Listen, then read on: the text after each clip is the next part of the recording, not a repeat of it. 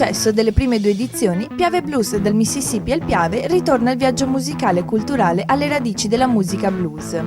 2 grandi serate live che hanno visto, nelle giornate di venerdì 12 e sabato 13 luglio, a Caposile, il connubio della cultura enogastronomica e delle suggestioni artistiche con il meglio del blues italiano ed internazionale.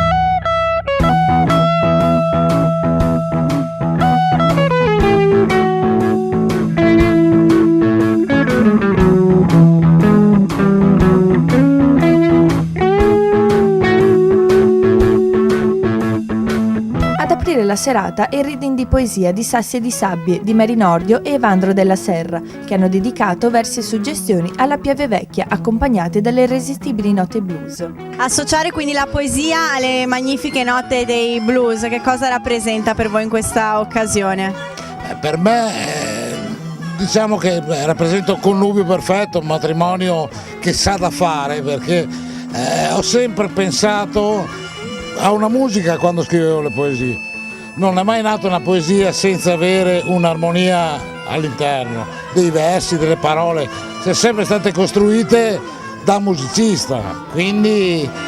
il blues viene spontaneo, viene naturale, ed è la prima cosa che si impara a scrivere quando si suona, è la prima cosa che si impara a scrivere quando si scrive.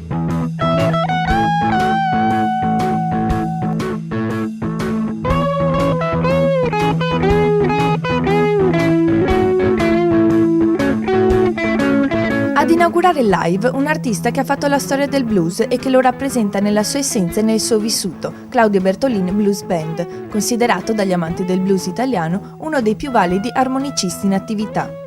Porto avanti diciamo così, a livello chiamiamolo culturale, non so come dire,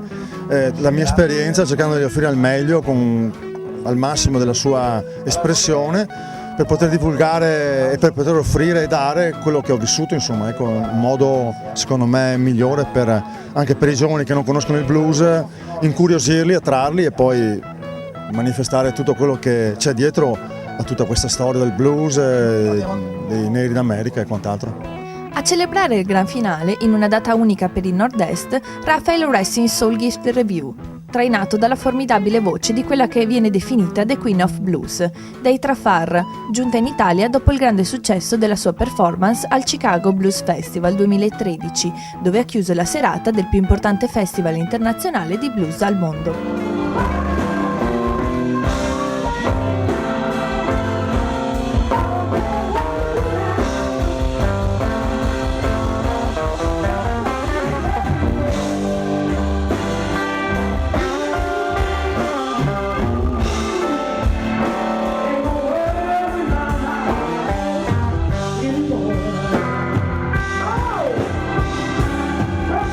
Suggestioni artistiche e musicali rese possibili grazie alla sinergia della Proloco di Musile di Piave, orgogliosi per il 3° anno di poter omaggiare un evento tanto atteso. È un grande successo perché i piatti tipici nostri che erano, diciamo, bisato in umido,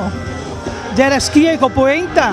soppressa con formaggio, cioè piatti tipici nostri, boboetti, cioè del nostro territorio, che è la zuppa di pesce in particolare, che come le abbiamo esposta andava a ruba e siamo rimasti veramente senza completamente, perché hanno assaggiato i nostri piatti fatti dalle nostre organizzazioni della Proloco e uno attirava l'altro. All'organizzazione dell'evento ha partecipato anche il gruppo OR8, associazione culturale da sempre impegnata nella realizzazione di eventi che possono regalare attimi conviviali uniti alle passioni musicali ed artistiche. Anche se la serata è stata un po', diciamo così, bagnata per qualche goccia di pioggia, ma il pubblico è ancora tutto qui, è qui per noi, dal Mississippi al Piave, per ritrovare le radici del blues, ma anche della nostra cultura, attraverso le degustazioni, attraverso la musica, appunto, la cultura, attraverso progetti come Perdi Piave, e noi veramente siamo felici di poter dare questo spazio. Ringrazio di cuore le istituzioni, il Comune di Musile che ha permesso tutto questo, ma anche il Comune di Jesolo, la Provincia di Venezia e la Regione Veneto che ci hanno inseriti nel programma Rete Eventi Cultura. Ringrazio poi i miei collaboratori, perché in realtà siamo uno staff, una bella squadra, e tutta la Proloco che ha contribuito veramente a rendere grande questo evento che ormai è la 3ª edizione.